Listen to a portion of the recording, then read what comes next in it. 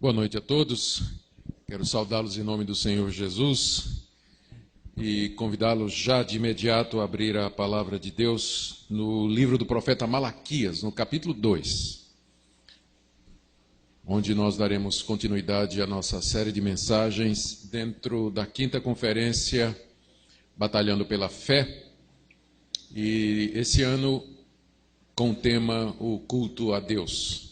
Livro do profeta Malaquias, capítulo 2, nós faremos a leitura do verso 1 até o verso 9, teremos um intervalo depois da exposição e depois voltaremos para a segunda parte de hoje à noite, onde nós teremos do verso 10 até o verso 16, assim nos permita Deus. Ouçamos então Malaquias 2, de 1 a 9. Agora, ó sacerdotes, para vós outros é esse mandamento: se o não ouvirdes, e se não propuserdes no vosso coração dar honra ao meu nome, diz o Senhor dos Exércitos, enviarei sobre vós a maldição e amaldiçoarei as vossas bênçãos. Já as tenho amaldiçoado, porque vós não propondes isso no coração.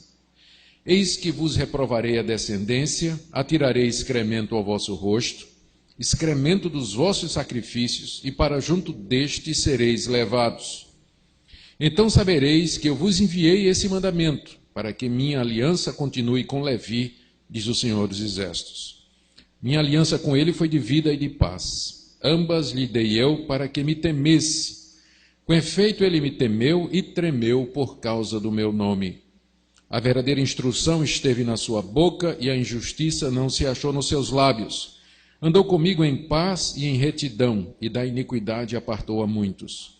Porque os lábios do sacerdote devem guardar o conhecimento, e da sua boca devem os homens procurar instrução, porque ele é mensageiro do Senhor dos Exércitos. Mas vós vos tendes desviado do caminho, e por vossa instrução tendes feito tropeçar a muitos. Violastes a aliança de Levi, diz o Senhor dos Exércitos. Por isso também eu vos fiz desprezíveis e indignos diante de todo o povo, visto que não guardastes os meus caminhos e vos mostrastes parciais no aplicardes a lei. Amém. Até aqui a leitura da palavra de Deus. Vamos orar nesse instante, pedindo que Deus nos conceda iluminação na compreensão da sua palavra. Senhor, nós estamos diante de Ti, reunidos para estudar a Tua palavra, a Tua revelação. Nós pedimos ao Senhor que Tu abras os nossos olhos para que vejamos as maravilhas da Tua lei.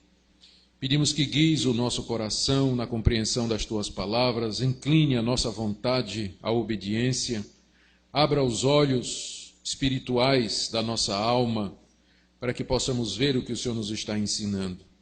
Eu quero pedir, Senhor, que nessa noite Te faças presente pelo Espírito Santo, na mediação de Cristo, instruindo o Teu povo, trazendo educação na verdade, correção, encorajamento, desafiando os nossos corações a nos comprometermos mais e mais para o Teu serviço e para Te prestar um culto do qual Tu és digno. Tem misericórdia da Tua igreja aqui no Brasil. Ó Deus, pedimos que Teu reino venha, Teu nome seja glorificado, honrado e Tua vontade seja feita, aqui na terra como é feito nos céus, em nome de Jesus. Amém. Meus queridos, nós estamos falando a respeito de um assunto extremamente importante, que é o tema do culto. Como nós dissemos ontem, é no culto que aquilo que a igreja acredita, aquilo que ela pratica e o que ela é, se manifesta. É no culto público que nós temos um raio-x, por assim dizer, uma radiografia da vida da igreja. O culto revela muito a respeito do pastor da igreja, dos membros da igreja, da teologia da igreja, da vida espiritual da igreja. Não é à toa que o culto recebe na Bíblia tanta atenção, não só no Antigo Testamento, quanto também no Novo. Eu fico muito preocupado quando eu leio a última pesquisa, ou uma pesquisa recente feita pela FGV, que fala que o número de desigrejados cresceu muito no Brasil entre 2003 e 2009.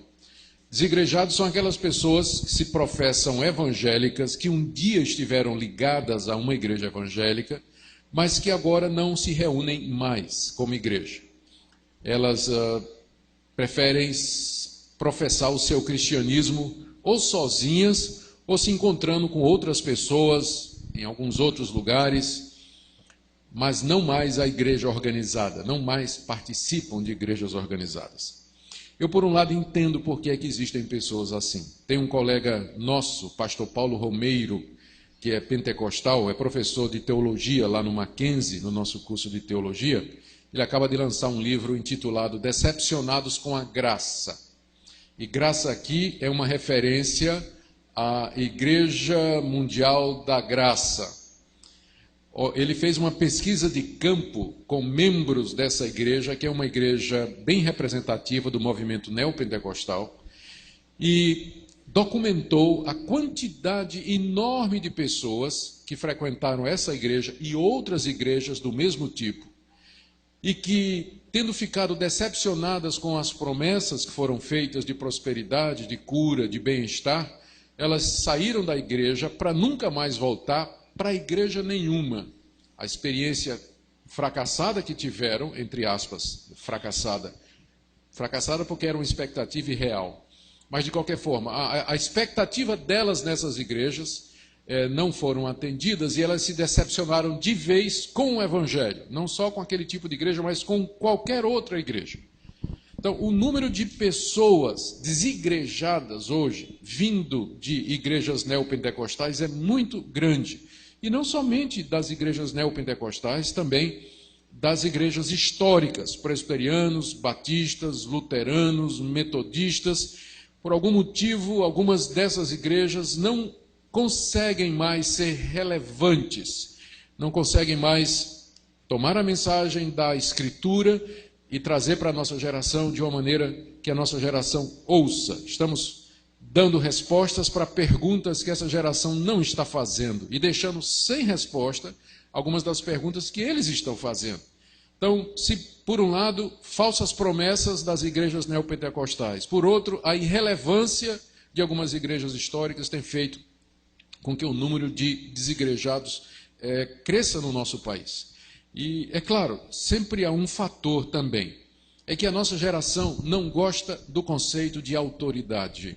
Muita gente não quer estar ligada a uma igreja, porque não quer estar debaixo de autoridade espiritual, disciplina eclesiástica, não quer seguir orientações, não quer ser repreendida, não quer ser corrigida. Tem muita gente que quer ter o seu próprio cristianismo e ser cristão do seu próprio jeito, por isso que eles não querem ir para igrejas organizadas. Então tem que também ver que faz parte do espírito dessa geração. Não está debaixo de autoridade ou de qualquer orientação espiritual. O que eu sinto mais por essas pessoas é que elas não mais têm oportunidade de participar dos cultos, de um culto bíblico, de um culto onde Deus é honrado, onde sua palavra é pregada, onde eles podem participar das ordenanças, participar da ceia do Senhor, onde eles podem cantar os louvores de Deus com o povo de Deus. É um grande privilégio para o povo de Deus poder se reunir e publicamente louvar a Deus conforme as Escrituras nos dizem. O culto faz parte integral do cristianismo e da igreja. Nós não podemos ser cristãos de verdade sem que nos congreguemos uns aos outros. A Bíblia tem várias ilustrações ou metáforas para se referir à igreja, e todas elas expressam essa solidariedade que existe entre nós. A figura do edifício, onde nós somos pedras, todas unidas. A figura do corpo humano, um corpo, mas muitos membros. A figura da videira, onde nós estamos unidos ao tronco que é Cristo, nós somos os ramos. E muitas outras metáforas que falam dessa solidariedade, do fato de que nós pertencemos uns aos outros, estamos juntos, fazemos parte de uma família. Não tem isso de cristão carreira solo, não tem isso na Bíblia. O crente sempre é visto em comunidade, ele está na igreja, ele está na família, está no povo de Deus. Por isso o culto público, quando o povo de Deus se reúne conjuntamente para louvar a Deus, é tão importante na Bíblia toda, e sempre foi importante na história da igreja. Por isso que, num congresso de teologia, em que tem um elemento apologético, batalhando pela fé, o culto se encaixa perfeitamente, porque é uma das áreas que mais tem sofrido hoje, na época em que nós vivemos. Então, nós ontem destacamos a importância do culto. Também nós fizemos uma distinção ontem, que eu creio que é da mais alta importância, que é a diferença que existe entre a nossa vida como culto constante a Deus e o culto público. O culto público a Deus contém uma série de elementos que o tornam um culto público.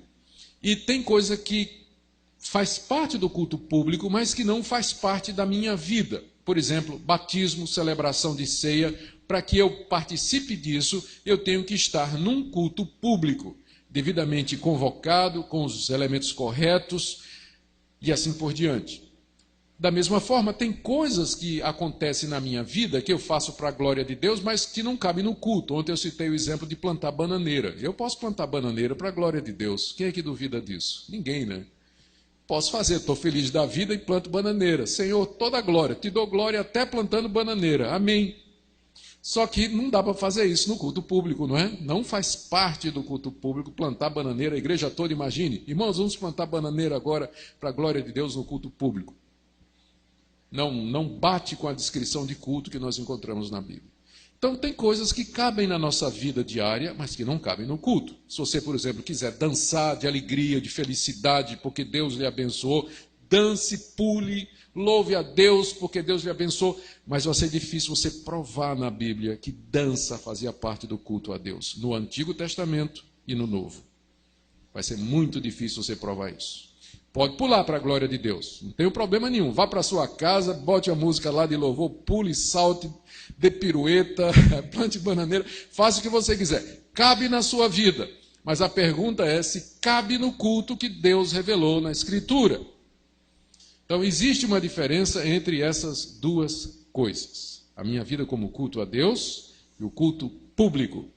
Malaquias está tratando do culto público, o culto que o povo de Deus devia prestar. E a pergunta, outra vez, é: por que é que lê um profeta do Antigo Testamento para falar sobre culto? O culto do Antigo Testamento é diferente do Novo.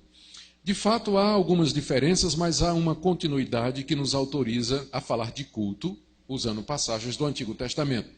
As diferenças são que o culto do Antigo Testamento ele era típico e simbólico. O templo onde ele se realizava era um tipo da igreja. Então, hoje nós não adoramos a Deus num único local específico e reservado, como havia no Antigo Testamento. Nós adoramos a Deus em qualquer lugar, podemos nos reunir em qualquer lugar.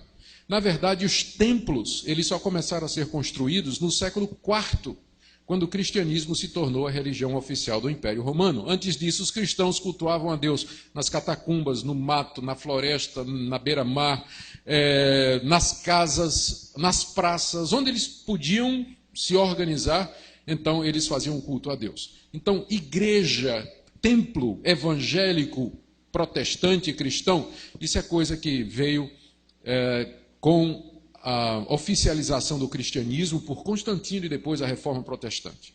Mas nós podemos nos reunir em qualquer lugar e cultuar a Deus. Então há essa diferença. No Antigo Testamento havia uma linhagem de sacerdotes que se dedicava a oferecer sacrifícios. Nós não temos mais isso no Novo Testamento. Todo o povo de Deus é sacerdote.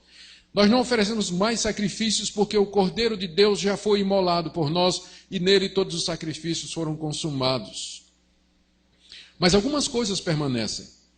A ideia do povo de Deus estar junto para buscar a Deus, louvar a Deus, ouvir a sua palavra, entoar louvores, orar a Ele, suplicar a Ele e ser abençoado, essa ideia ou esse conceito você encontra tanto no Antigo Testamento quanto no Novo. Então o culto mudou de forma apenas, mas a essência dele permanece. Deus ainda continua procurando adoradores que o adorem em espírito e verdade. Então, quando nós estudamos um livro como Malaquias, que fala sobre o culto na sua época, quando ainda a lei estava em vigor, a lei cerimonial, nós fazemos isso para pegar os princípios que estão ali e que podem ser aplicados para nós hoje, porque o nosso Deus é o mesmo, a aliança é a mesma, é o mesmo povo, sempre foi um único povo e, portanto, o culto tem pontos de continuidade. Daí então o livro de Malaquias ser perfeitamente útil para isso aí. O que é que nós vimos já sobre esse livro de Malaquias? Nós vimos que Malaquias foi mandado por Deus para repreender o povo de Israel por conta da corrupção do culto. Nós nem sabemos quem é Malaquias. A palavra Malaquias significa meu mensageiro. Alguns acham que por causa do zelo que ele tem para com o culto a Deus, que talvez ele fosse um levita. Mas a verdade é que nós não sabemos. Alguns acham que ele era da tribo de Zebulon, mas isso são tradições antigas dos rabinos. Nós não temos certeza sobre isso. Mas Malaquias aparece no cenário da nação de Israel, mais especificamente do reino de Judá, e ali ele chama o povo ao arrependimento. Ele convoca o povo a que dê atenção ao culto a Deus. O povo estava desanimado, porque aparentemente as promessas de Deus de restauração não haviam se cumprido depois da volta do cativeiro. O povo estava angustiado por causa dos pesados impostos que eles pagavam aos persas, estavam sob o domínio de uma nação estrangeira. Havia opressão financeira, havia muita pobreza, havia a hostilidade de povos vizinhos que estavam dificultando que a nação retomasse o seu ritmo normal. Então, numa situação de tanta opressão, de tanta dificuldade, a primeira coisa que sofria era o culto a Deus. As pessoas estavam, em vez de dando a Deus o melhor, estavam dando o que sobrava. Os sacerdotes que eram responsáveis pelo culto a Deus estavam desanimados, estavam desmotivados, se não se preocupavam mais em ordenar o culto de acordo com a lei de Moisés, para que Deus fosse honrado de acordo com o que ele tinha oferecido ou tinha determinado. E nós vimos no capítulo 1 que há uma queixa de Deus de que o pão era pão imundo, o pão da proposição que tinha que ser oferecido no altar ou na mesa de Deus 3 dias ou 3 vezes por dia, estava sendo feito com a receita errada, ninguém estava preocupado.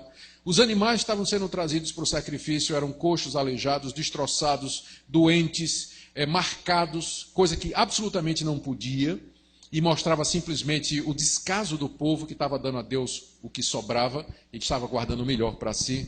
Os sacerdotes estavam conduzindo tudo isso de maneira negligente. Malaquias, então, é mandado por Deus para questionar o povo. No capítulo 1, nós vimos 2 desses questionamentos. Primeiro, o povo, sem querer aceitar o fato de que Deus o amava. Deus dizia, eu amo vocês. Eles disseram, como é que o Senhor nos ama se a gente está vivendo em pobreza, vivendo com dificuldade, sendo perseguidos e dá tudo errado? Onde está o teu amor? E a resposta de Deus é, a prova que eu amo vocês é que eu elegi vocês. Eu escolhi vocês. Em vez de ter escolhido Esaú, que era o primogênito de Isaac, eu escolhi Jacó, de onde vocês vieram. Vocês são o meu povo, eu fiz a minha aliança com vocês. E nós aprendemos que a medida do amor de Deus não são as bênçãos materiais, como a teologia da prosperidade das igrejas neopentecostais afirma. Mas a demonstração maior do amor de Deus é o seu amor eletivo, a sua misericórdia soberana, que nos elege, que nos chama, que perdoa os nossos pecados, que nos traz para si, nos dá o Espírito Santo e nos faz grandiosas e firmes promessas. Depois, uma queixa de Deus de que os sacerdotes estavam negligenciando e desonrando o seu nome. Os sacerdotes perguntam, nós? Em que nós estamos fazendo isso? E Deus então responde, vocês estão deixando de fazer isso, estão fazendo isso errado e assim por diante. Aqui no capítulo 2, nós vamos encontrar, nessa primeira parte que eu li para vocês, Deus anunciando o castigo que ele vai mandar sobre os ministros corruptos, aqueles que foram encarregados por Deus do seu culto, mas que se desviaram das suas funções. Qual o castigo que Deus então vai trazer para eles?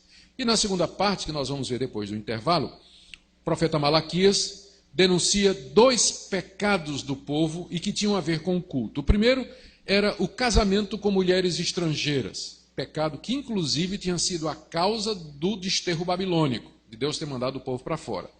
E segundo, a separação injusta, o divórcio para se casar com mulheres estrangeiras que estava sendo feito ali no meio do povo de Deus. Estas coisas estavam enfraquecendo a família, enfraquecendo o povo e tinha impacto direto no culto a Deus. É o que nós veremos então na segunda parte dessa noite. Vamos então para a primeira parte. Deus anuncia aqui o que é que ele vai fazer com aqueles que corrompem o culto. Dos versos de 1 a 4, há um anúncio de pelo menos 4 castigos que Deus vai mandar para eles. Depois do verso 5 até o verso 7, nós temos uma descrição da aliança de Deus com os sacerdotes. O que é que eles deveriam ter feito? E por fim, do verso 8 a 9, mais uma denúncia de que eles haviam corrompido o seu ministério, e eu vou terminar com algumas aplicações para nós hoje. Assim nos ajude nosso Deus. Então, em primeiro lugar, as ameaças contra aqueles que corrompem o culto, 2 de 1 a 4. O verso 1 nos diz a quem era destinada essa palavra. Agora, ó sacerdotes, para vós outros é esse mandamento. A palavra mandamento aqui não deixa de ser uma ironia, porque cabia aos sacerdotes ensinar os mandamentos de Deus ao povo no templo. Eles eram os guardadores da lei. O livro da lei de Deus, onde estava a sua vontade, era guardado no templo. Os sacerdotes eram os responsáveis pela cópia e pela preservação do livro da lei. E eram eles que ensinavam os mandamentos de Deus ao povo. Só que agora Deus tem que mandar um mandamento para eles. É o que acontece quando os pastores corrompem a sua função. Eles têm que ser pastoreados. Quando aqueles que têm responsabilidade de guiar o povo falham, eles têm que ser guiados. Quando eles se desviam, eles têm que ser corrigidos.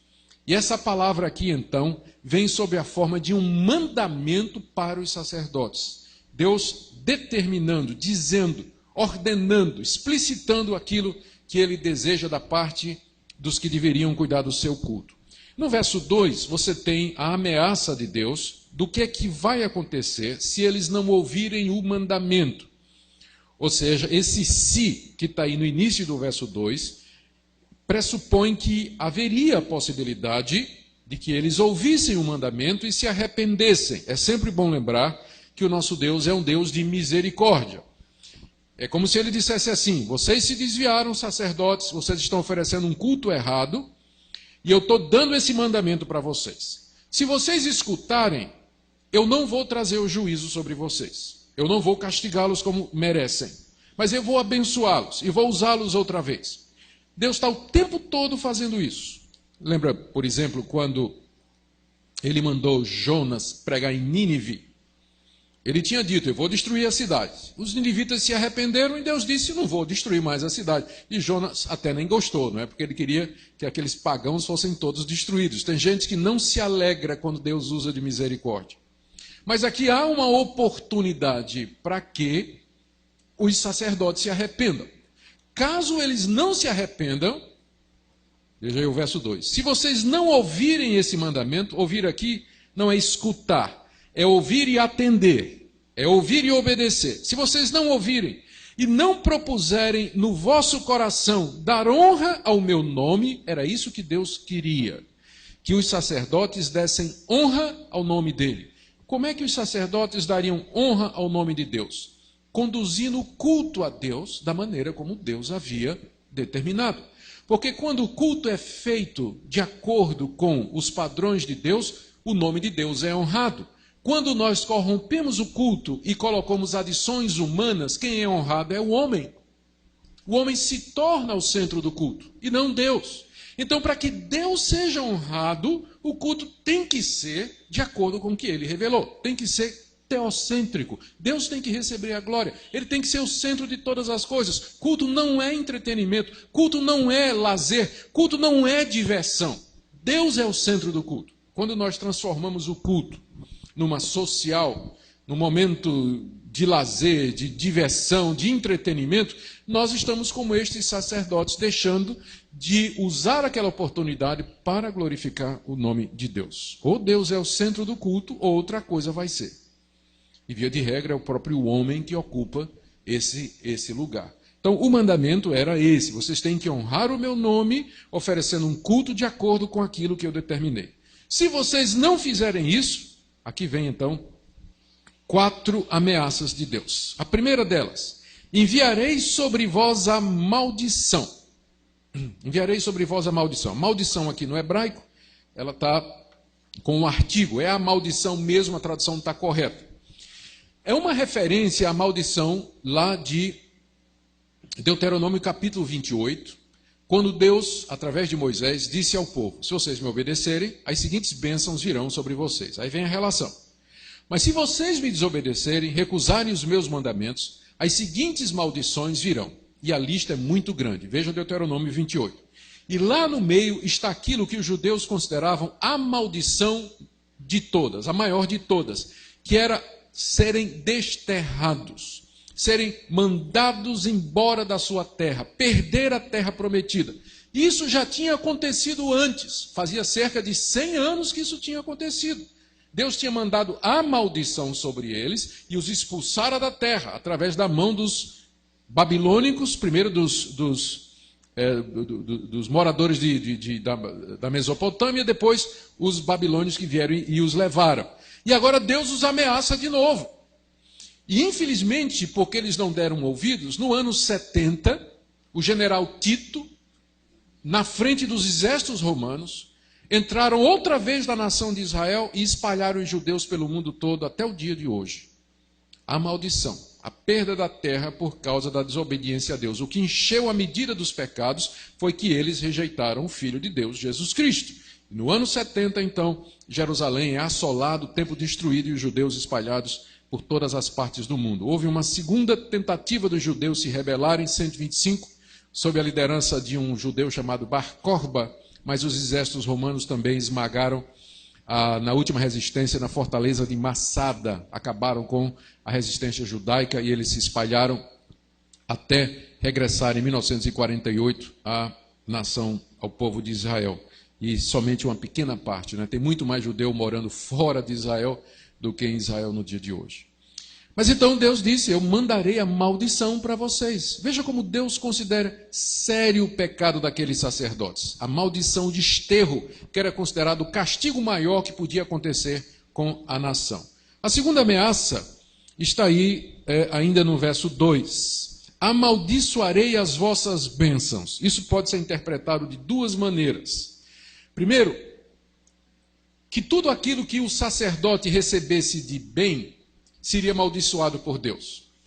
O seu salário, a vaquinha no pasto, a colheita, filhos, aquilo que eram bênçãos, na verdade Deus iria transformar em maldição. Já pensou que coisa terrível? Você recebe uma coisa como se fosse bênção e Deus, na verdade, transforma aquilo em maldição. Essa é a primeira possibilidade de interpretação. A outra possibilidade é que Deus ia transformar em maldição as bênçãos que o sacerdote dava durante o culto. Porque uma das coisas que o sacerdote fazia durante o culto era pronunciar a bênção sobre o povo de Deus. E há várias bênçãos no livro de Deuteronômio, no livro de Êxodo, Levítico. A mais conhecida é a famosa bênção araônica.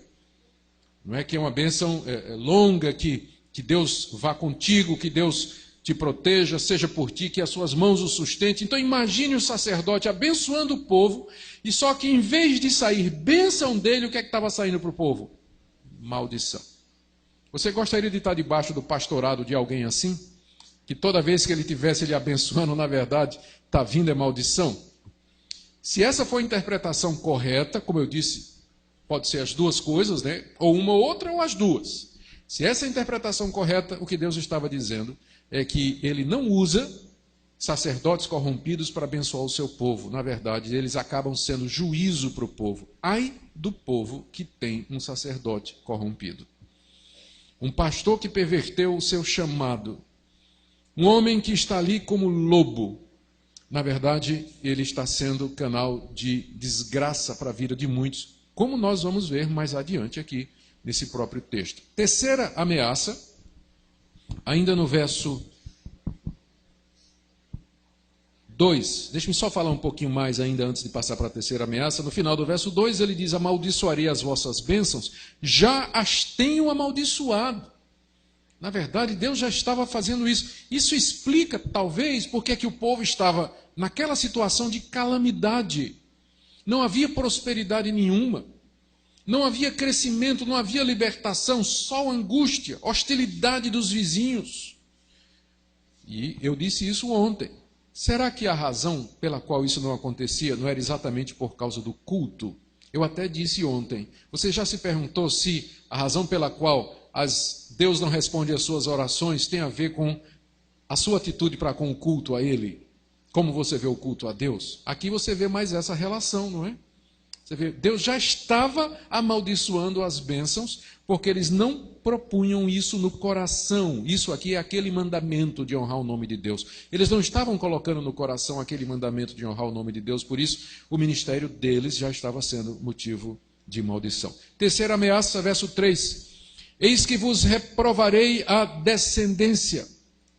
Castigo não somente sobre eles, mas sobre os filhos deles. Reprovar a descendência. Isso era uma ameaça terrível para aqueles dias, porque os sacerdotes se perpetuavam pela linhagem familiar. Quem era filho de sacerdote só tinha uma possibilidade de profissão na vida: sacerdote. Ele era da família de Levi, ele só tinha uma profissão, era ser sacerdote. Então, não é que alguém da tribo de Judá dissesse assim: eu estou me sentindo chamado para o ministério. Você é de que tribo? Judá. Não, não pode. Só pode ser da tribo de Levi. Então, os filhos dos sacerdotes seriam sacerdotes. Então, quando Deus diz que vai reprovar a descendência deles, está dizendo: eu vou terminar com o sacerdócio levítico. Eu não terei mais sacerdotes da linhagem de vocês, porque vocês estão se corrompendo. E de fato isso aconteceu.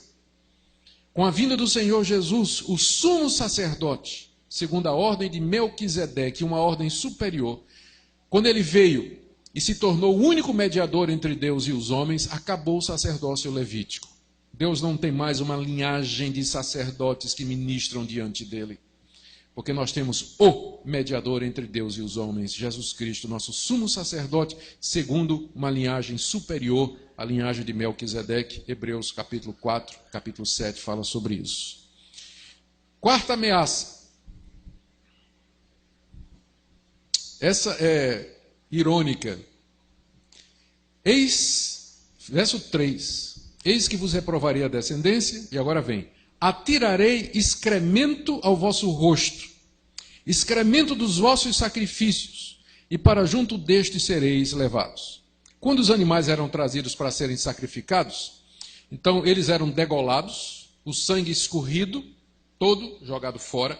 O sacerdote desembuchava ele com a peixeira, né? Abria, na verdade os levitas é que faziam isso, e saía tirando as tripas, saía tirando o fato, o fel, o estômago, o coração, a gordura, o redenho, tirava o couro, desossava ele, tinha uma parte que era queimada ali no altar, uma parte ficava com o sacerdote, e uma outra parte era levada para fora do santuário, onde era queimada lá fora do tabernáculo. Essa parte incluía algumas entranhas e especialmente o excremento. Excremento eu não preciso traduzir, todo mundo sabe o que é excremento, né? Muito bem. O que é que Deus está dizendo aqui? É que ele vai botar a mão naquele excremento e vai esfregar na cara do sacerdote.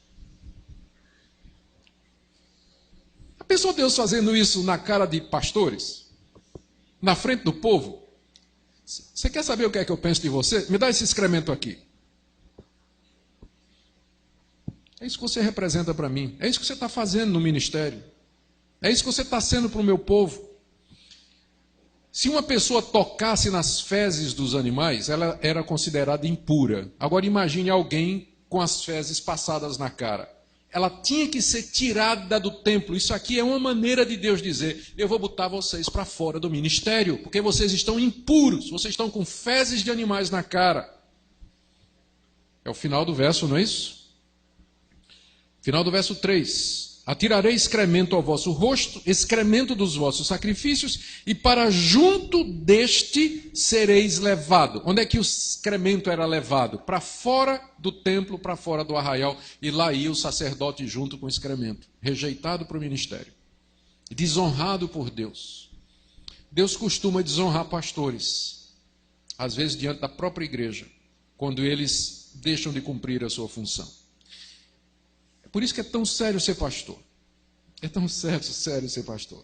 Infelizmente, hoje, por uma série de razões, tem muita gente entrando no ministério que não deveria estar. Eu digo aos jovens, geralmente, você só deve entrar no ministério como sendo a última opção da sua vida. Se você consegue ser um engenheiro, vá ser um engenheiro. Se você consegue ser um motorista de táxi, vá ser um motorista de táxi.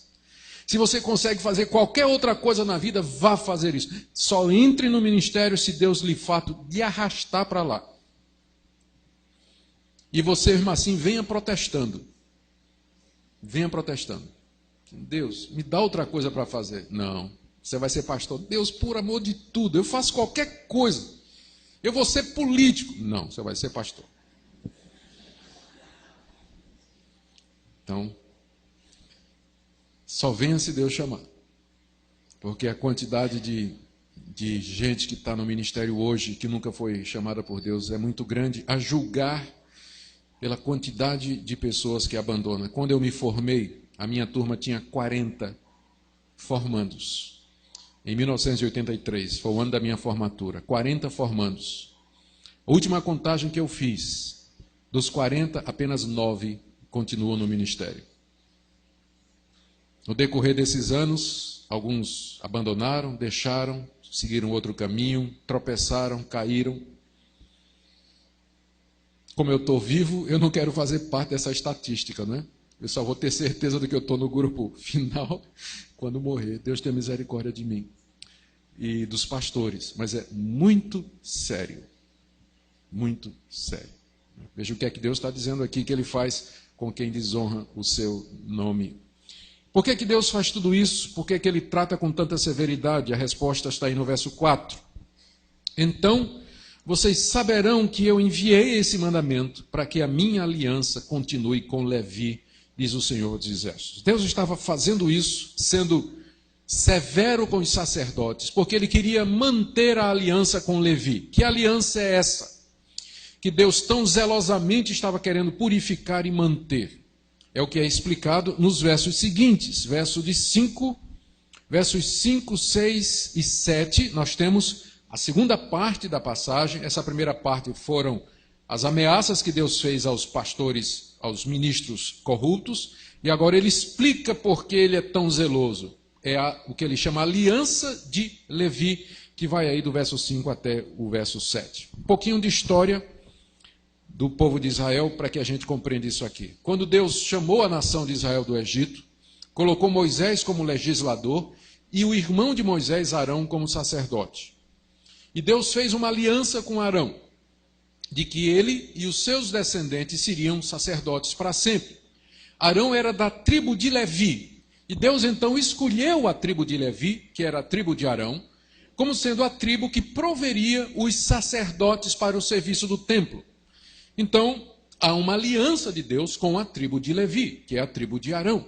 Essa aliança constituía no seguinte: Deus destacaria a tribo de Levi de entre as 12 tribos, Deus teria um cuidado especial com aquela tribo receberia o dízimo das demais tribos da nação de Israel, receberia uma porção de terreno onde eles pudessem plantar e cultivar para ter o seu próprio sustento, e eles se dedicariam ao serviço de Deus e nada mais. Eles seriam os guardadores do templo, porteiros, músicos, poetas, os que ofereciam sacrifícios, os que limpavam o templo, os que dirigiam o cântico, os que instruíam o povo na lei de Deus. Todo o serviço divino estava a cargo da tribo de Levi. Era uma tribo especial, destacada entre as outras. Eles só faziam aquilo. E isso passava de pai para filho, de geração para geração. Deus tinha um pacto com aquela tribo, com aquele povo.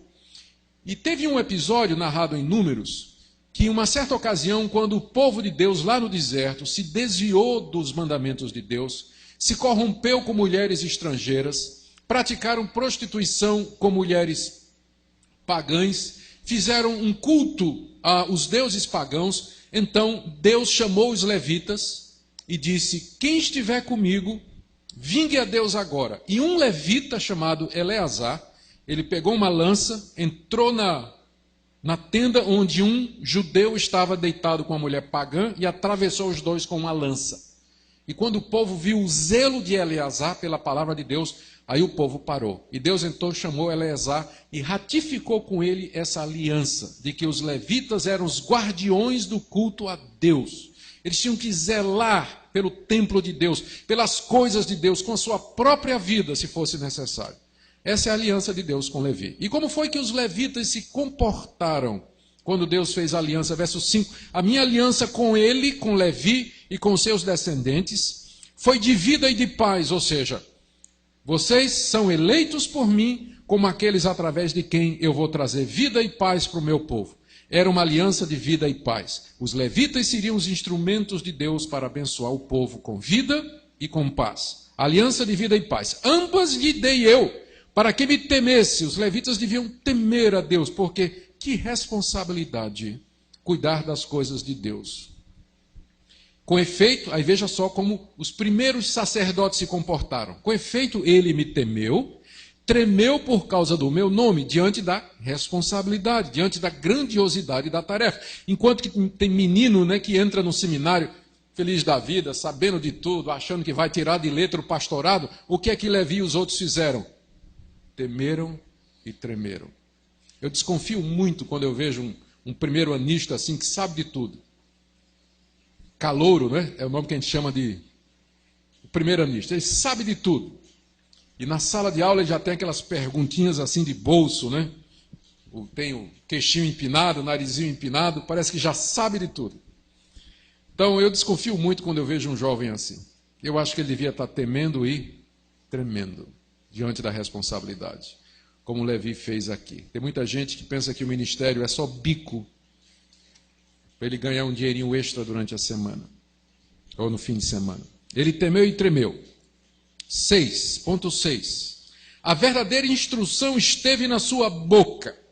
Foi isso que os levitas fizeram a princípio. A verdadeira instrução. Eles eram os responsáveis pela lei de Deus. E durante os cultos e durante ocasiões especiais, especialmente nas reuniões da congregação que aconteciam mensalmente, o povo todo era reunido, os levitas liam a lei de Deus e eles instruíam o povo. Eles diziam, estes são os mandamentos de Deus. Ouve, Israel, não farás isso, não farás isso, farás isso, farás isso, deve proceder dessa maneira. Nesse caso, vocês têm que fazer assim. Eles instruíam o povo na lei de Deus. E no começo, como diz aqui, a verdadeira instrução esteve na sua boca. Isso fazia parte do ministério deles. Segundo, a injustiça não se achou nos seus lábios. Eles eram imparciais, porque além de ministrar a palavra de Deus, eles também eram chamados para julgar os casos que havia entre o povo de Deus. E o julgamento era feito com base na lei de Deus. E eles então se portavam sem parcialidade, não favoreciam os ricos e poderosos e não desfavoreciam o pobre, mas a todos julgavam igualmente diante da lei de Deus. Não havia injustiça neles. Terceiro, andou comigo em paz, teve comunhão com Deus. Andaram dois juntos se não estiverem de acordo. Andava em paz com Deus. Como isso é importante para o pastor, andar em paz com Deus. Se o pastor anda em paz com Deus, o ministério dele vai bem. Os homens podem não estar de bem com ele, mas se ele está de bem com Deus, as coisas vão mudar. Andou em paz comigo. Quarto, da iniquidade apartou a muitos. Gente, isso aqui é a parte mais importante que o sacerdote tinha que fazer. Era apartar o povo da iniquidade. O homem estava cometendo adultério? Não faça isso. Se a parte da iniquidade está escrito, não adulterarás. O homem estava sendo desonesto com seu vizinho? Não faça isso. Se a parte dessa iniquidade está escrito, não furtarás. O homem estava falando mal do seu vizinho? Não faça essa iniquidade. Está escrito, não dirás falso testemunho. Apartar o povo da iniquidade. Não é isso que o pastor tem que fazer? Porque a iniquidade está presa ao nosso coração. Nós somos iníquos por natureza. E o mundo lá fora é iníquo. A tentação de fazer o que é errado é muito grande. Qual é a função dos pastores? É por isso que o nome é pastor, porque pastor anda com um cajado. Para que serve o cajado, gente? Exortar, corrigir, advertir, admoestar. E depois vem curar, consolar, acariciar, dar afago, fazer cafuné. Claro, mas a função do pastor é evitar que as ovelhas se desviem, porque há lobo devorador, tem falsos ensinos, tem falsas práticas, tem atrações do mundo. Da iniquidade apartou a muitos. É isso que nós somos chamados a fazer, para lidar com gente pecadora, nós mesmos sendo pecadores. Ajudar outros pecadores como nós a não cairmos em iniquidade. Como é que a gente aparta a igreja da iniquidade? Não é no grito, não é na força, nem por violência, mas expondo a palavra de Deus. Porque a fonte de autoridade do sacerdote era a palavra de Deus. Não era nele, mas a palavra. Então, enquanto ele ensinava a palavra, mostrava a palavra, o povo então ia sendo apartado da iniquidade. É o que diz o verso 7, ó. Porque os lábios do sacerdote devem guardar o conhecimento aqui é o conhecimento de Deus, e da sua boca devem os homens procurar a instrução, porque ele é mensageiro do Senhor dos exércitos.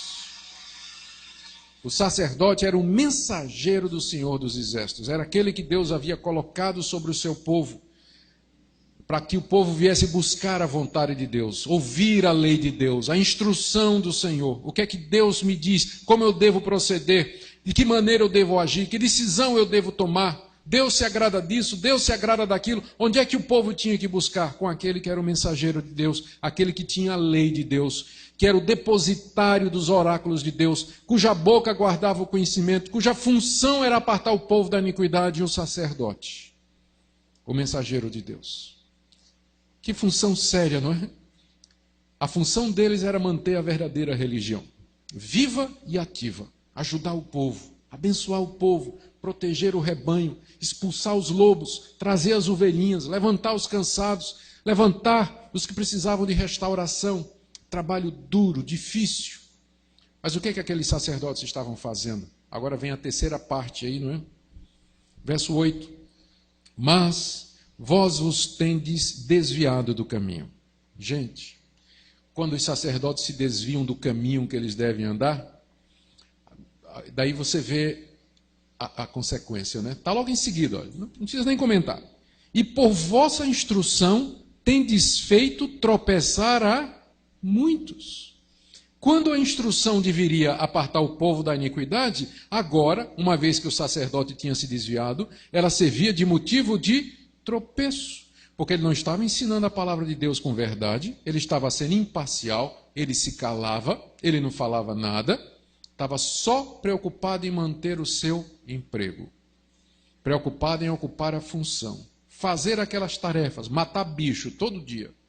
Não aguentava mais o cheiro de sangue, né? Matando o bicho todo dia. E não estava mais preocupado com o estado espiritual do povo, não estava nem aí. Que canseira, que enfado, não é isso que eles diziam no capítulo 1?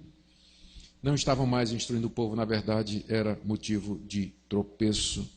Tendes feito tropeçar a muitos, violastes a aliança de Levi, diz o Senhor dos Exércitos. Por isso também eu vos fiz desprezíveis e indignos diante de todo o povo, visto que não guardastes os meus caminhos e vos mostrastes parciais no aplicardes a lei.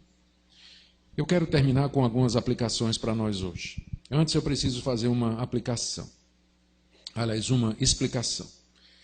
Não há mais sacerdotes ou levitas hoje. É um erro pensar que o pastor, os pastores das igrejas, eles são sacerdotes. Isso é um erro grave. Pastores da igreja, eles não são a continuação do sacerdócio do Antigo Testamento. Porque no Antigo Testamento, o sacerdote, ele tinha a função de instruir o povo na palavra de Deus. De fato tinha. Mas ele foi constituído particularmente para oferecer os sacrifícios. Ele era o mediador entre Deus e os homens. Quando o povo queria falar com Deus, ele tinha que ir ao sacerdote, trazer uma oferta. O sacerdote, então, oferecia aquela oferta a Deus e clamava a Deus em favor do ofertante. Havia todo um sistema de mediação que era simbólico de Cristo. Uma vez que Cristo veio e se ofereceu como sacrifício único, completo e suficiente a Deus, ele mesmo se tornando sacerdote mediador, então não existem mais pessoas que sejam mediadoras entre Deus e os homens, como os sacerdotes faziam no Antigo Testamento. Então, o pastor, ele não é um mediador entre a igreja e Deus. A oração do pastor não é mais forte do que a sua. Desculpa aí os pastores, mas não é. Porque a oração do pastor chega a Deus da mesma maneira que a sua chega, na mediação de Jesus Cristo. Tem muita gente que, hoje em dia no Brasil, a gente idolatra os pastores e dá a eles um local que eles, de coração, eles não querem. Às vezes eu fico até constrangido. As pessoas chegam assim, não, pastor, eu quero que você ore por mim, peço que você peça por mim. Por quê? Eu oro pelo irmão, tudo bem. Mas você não está orando? Não, estou, pastor, mas a oração do senhor tem que ser mais forte. Por que mais forte? Não, porque o senhor é pastor. Não. Não, mas se o senhor pedir, talvez Deus dê. Eu estou pedindo, ele não está me dando, se o senhor pedir. Não, não é uma questão. Não é assim. Está errado, gente. Nós não temos mais sacerdotes e levitas na igreja de Cristo. Todo o povo de Deus é sacerdote, todo o povo de Deus é levita. É isso que Pedro diz na sua primeira carta, capítulo 2. Vós sois sacerdócio real, nação santa, povo dedicado a Deus, propriedade exclusiva dele. Então eu fico muito angustiado quando eu vejo no nosso país proliferarem bispos, apóstolos autonomeados, gente que usurpa a titulação e se coloca como dono da igreja de Deus. Isso é ruim para a igreja, isso é ruim para o rebanho. Como se fosse uma pessoa assim destacada. A oração dos 318 homens de fé. Gente, onde é que está isso na Escritura? Onde está isso? Não. Nós só temos um mediador e um sacerdote, que é Jesus Cristo. E nesse ponto nós nos separamos da Igreja Católica.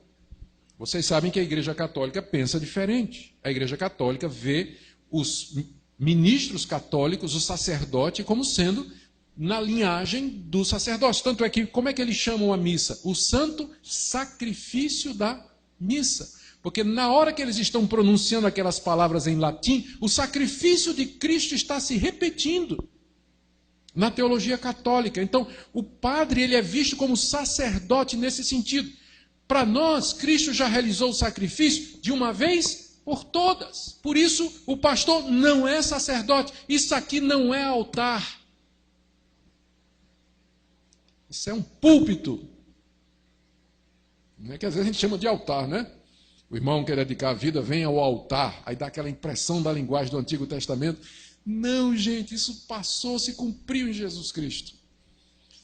O altar do que nós participamos agora é a mesa da ceia do Senhor, em lembrança dele, o pão e o vinho, em memória do sacrifício completo que ele já fez. Dito isso, não é?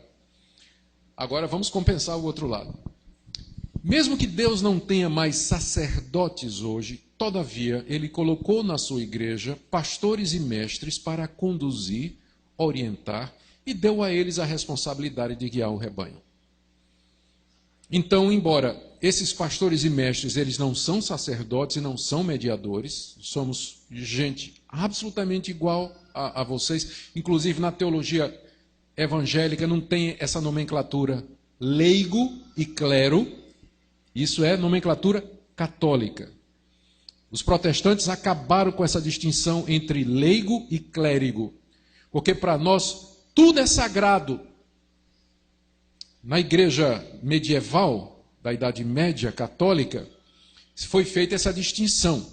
O sacerdote era considerado, o clero era considerado santo destacado, é um sacramento, é um dos 7 sacramentos da igreja católica, ser padre. Então, o padre era visto como uma pessoa superior, os outros eram leigos. Isso fazia parte da visão católica de que o que era da igreja era santo e o que não fosse da igreja era profano. Se você, por exemplo, perguntasse a alguém na Idade Média, coloque aqui nessa coluna, santo ou profano? Comer um churrasco, profano.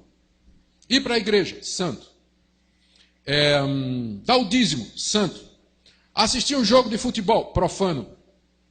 Então, entende? O mundo era dividido em santo e profano. Os protestantes vieram e disseram, não tem isso não. A Bíblia diz, quer comais, bebais ou façais outra coisa qualquer, fazei tudo para a glória de Deus.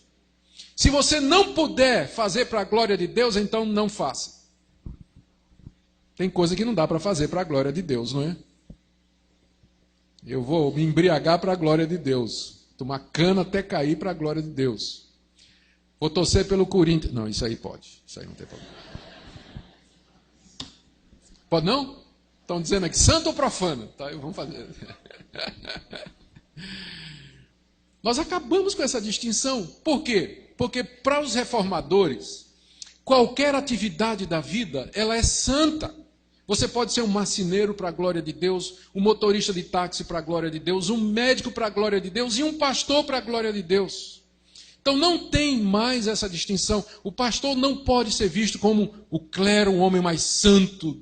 Não toqueis nos ungidos do Senhor. E sabe aquela história? Ele é um homem do povo chamado para servir a Deus na ministração da sua palavra.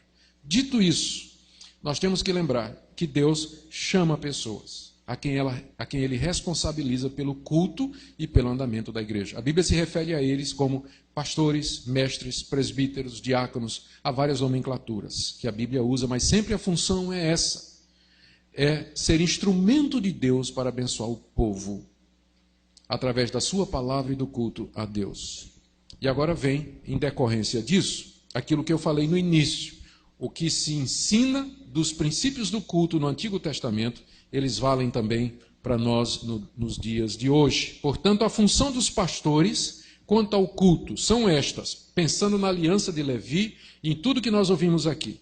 Zelar para que o culto esteja de acordo com a palavra de Deus, instruir o povo na palavra de Deus, apartar o povo da iniquidade, andar com Deus, não praticar a injustiça e ser o mensageiro de Deus usando de misericórdia sempre. Lembrando que ele está sujeito a cair como qualquer outra pessoa. Aqui eu preciso terminar introduzindo um princípio que eu devia ter falado desde ontem, mas está tempo ainda. Vocês perceberam que todo esse zelo de Deus pelo templo, pelo culto a ele, se resume nesse ponto aqui. Deus quer que nós o cultuemos em conformidade com a sua vontade revelada. Ou seja, Deus revelou na Bíblia determinados princípios que devem ser seguidos com relação ao seu culto. Alguns desses princípios. Deus é o centro do culto. Nós só cultuamos a Deus, não cultuamos outra pessoa, não cultuamos a outros deuses, não cultuamos Maria, não cultuamos os anjos e não cultuamos aos homens. Não damos honra aos homens, mas somente a Deus. Deus é o centro do culto. Também um outro princípio do culto. Deus quer ser adorado em espírito. Nós não adoramos a Deus através de imagens, através de representações, através de coisas físicas. As únicas coisas físicas, representativas que Deus deixou para que nós usássemos no culto, o que foi? A água do batismo e o pão e o vinho da ceia. Tirando essas três coisas, Deus não determinou mais nada no culto dele. Então eu não posso introduzir objetos no culto ou coisas visíveis no culto através das quais eu pretendo adorar Deus, porque Deus não mandou eu fazer. A diferença está aqui. Deixa eu fazer uma pergunta para vocês. Vela no culto. Acender uma vela vermelha para usar no culto. Pode ou não pode? Onde é que está na Bíblia proibindo? Ah, exatamente. A resposta é essa. O problema não é. Muita gente vai dizer, pode porque a Bíblia não proíbe. Mas a pergunta está errada. A resposta está errada. Na verdade, a questão vai ser, a resposta que nós temos que dar é a seguinte: não pode porque Deus não mandou. Então, a resposta não é pode porque não é proibido. A resposta tem que ser não pode porque Deus não manda. Porque nós só podemos cultuá-lo de acordo com aquilo que ele manda. Não é isso? Não é essa a contenção aqui de Malaquias com o sacerdote? Não é essa a briga de Deus com o povo? E não é questão de boa intenção, porque todo mundo tem boa intenção e boa vontade. Mas é uma questão de certo e de errado. É isso que nós chamamos do princípio regulador do culto. O que é que regula o culto? A palavra de Deus. Eu só posso cultuar a Deus de acordo com o que ele revelou. E o que é que Deus revelou? Quais são os elementos de culto? Quando a gente lê o Antigo Testamento e o Novo, a gente conclui que os elementos de culto são os louvores a Deus, a leitura da palavra, a pregação da palavra, a ministração das ordenanças, do batismo e da ceia do Senhor, coleta, a dúvida sobre isso, comunhão dos santos, pronto. Não tem mais elemento de culto no Novo Testamento ou no Velho. Você não vai encontrar. Então, sempre a luta da igreja é se aproximar no seu culto o máximo possível da Bíblia, sem acrescentar a ele aquilo que Deus não mandou e sem tirar dele aquilo que Deus mandou. Então, da mesma forma que eu acho que aqueles que querem introduzir no culto, por exemplo, dança litúrgica, teatro, que são coisas que Deus nunca mandou, não fazia parte do Antigo Testamento e não do Novo. E eu acho que isso é um acréscimo humano ao culto, por mais bem intencionado que seja. Eu também acho que está errado aqueles que, por exemplo, querem dizer que nós não podemos ter coral no culto, que nós só temos que cantar os salmos, que nós não podemos ter instrumentos musicais. Tem gente que acha que não pode ter isso também. Aí eu acho que o erro está indo para o outro lado também. Então, sempre o alvo é esse. O que é que a Bíblia me ensina sobre o culto? Como eu devo prestá-lo a Deus? De que maneira eu devo servir a Deus? É isso que Malaquias deseja aqui.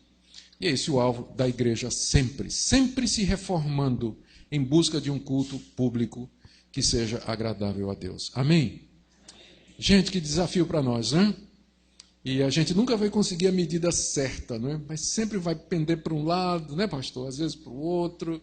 Mas a luta sempre é essa de manter a igreja caminhando nos trilhos da revelação divina. Nós vamos orar nesse instante, agradecer a Deus por sua revelação. E em seguida eu vou passar a palavra ao pastor Cleiton para o encerramento dessa primeira parte. Ó Deus, tu sabes que do fundo do coração nós queremos te adorar, na beleza da tua santidade, proclamar às nações a tua grandeza, que tu reinas, que não há outro Deus além do Senhor. E nos ensina a ter o Senhor como centro da nossa adoração, a não nos desviarmos ao Senhor para motivações outras. Ajuda-nos a não adorar outros deuses, a não constituir ídolos no nosso coração secretamente, mas que o Senhor reine soberano em nossa mente e em nosso coração. Dá-nos um culto puro, que seja de acordo com a tua vontade. Elimina os acréscimos humanos e dá-nos coragem para enfrentar, Senhor, as dificuldades que certamente encontraremos no nosso desejo de purificação. Em nome de Jesus. Amém. Vamos dar continuação à nossa exposição de Malaquias 2. E agora nós vamos para a segunda parte do capítulo, começando o verso 10 até o verso 16. Então eu queria que você abrisse a sua Bíblia e acompanhasse a leitura, capítulo 2, de 10 a 16. Diz assim a palavra de Deus: Não temos todos nós o mesmo Pai? Não nos criou o mesmo Deus? Por que seremos desleais uns para com os outros, profanando a aliança de nossos pais? Judá tem sido desleal, e abominação se tem cometido em Israel e em Jerusalém. Porque Judá profanou o santuário do Senhor, o qual ele ama, e se casou com a adoradora de Deus estranho.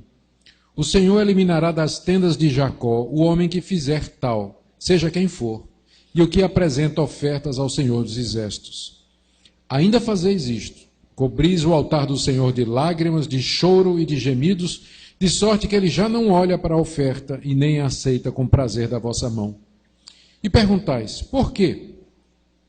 Porque o Senhor foi testemunha da aliança entre ti e a mulher da tua mocidade, com a qual tu foste desleal, sendo ela tua companheira e a mulher da tua aliança. Não fez o Senhor um, mesmo que havendo nele um pouco de espírito? E por que somente um? Ele buscava a descendência que prometera.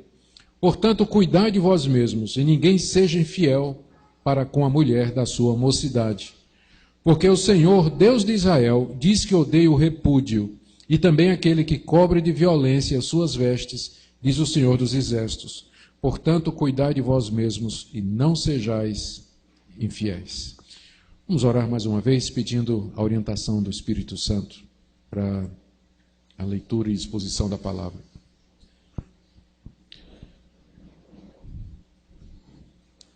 Nosso Deus, nós estamos diante do Senhor, na mediação de Jesus, e em nome dele nós pedimos que teu bendito Espírito Santo venha nos instruir na tua palavra, que nós possamos daqui tirar lições preciosas para a nossa vida, que possamos ser desafiados a mudar aquilo que precisa ser mudado. Eu peço que o Senhor levante os abatidos, encoraje os desanimados, corrija os errados, confirme os que te temem e, acima de tudo, que tu recebas a glória que nós queremos te dar, porque tu és digno dela. Ouve, Senhor, a nossa oração, em nome de Jesus. Amém. No capítulo 1, de 1 a 5, conforme nós já vimos, Deus respondeu àquela pergunta cínica do povo: em que é que o Senhor nos amou? E a resposta de Deus foi: amei Jacó e aborreci Esaú. Depois, nos versos 6 a 14 do capítulo 1, Deus, através de Malaquias, denuncia os sacerdotes que estavam trazendo para o sacrifício animais defeituosos, profanando o culto a Deus e oferecendo a Deus um culto fora do padrão daquilo que ele tinha determinado. No capítulo 2, de 1 a 19, nós vimos já hoje à noite, na primeira parte, como Deus adverte os sacerdotes através de Malaquias que vai castigá-los, porque eles quebraram a aliança de Levi, que era a aliança levítica, se desviaram de suas funções, especialmente da pregação fiel da palavra de Deus. Tudo isso aponta para a grande importância e o valor que Deus dá ao culto. E agora, no capítulo 2, de 10 a 16, Deus avisa ao povo que não aceita o culto deles. Como se Deus dissesse: pode parar que eu não vou aceitar a oferta de vocês. Eu não quero a oferta de vocês. E o povo pergunta: por quê? Porque já não recebes a nossa oferta com prazer? E a resposta de Deus é que eles estavam quebrando a aliança, casando com mulheres estrangeiras e se divorciando da primeira esposa. O ponto aqui dessa passagem e a relação dela com o culto é a preocupação de Deus com a identidade e a pureza do seu povo, e isso está ligado ao culto que lhe é aceitável. Ou, em outras palavras, a relação que existe entre a nossa vida e o culto que nós prestamos a Deus. Eu disse que nós temos que fazer uma distinção entre a nossa vida como culto e o culto público que prestamos a Deus. Tem coisa que cabe num e que não cabe no outro, e vice-versa. Mas há uma relação também entre a minha vida e o culto público que eu ofereço a Deus. E essa relação consiste nisso, de que Deus nos chama para cultuá-lo, mas o culto tem que ser a expressão pública daquela piedade, consagração e obediência que eu tenho em particular.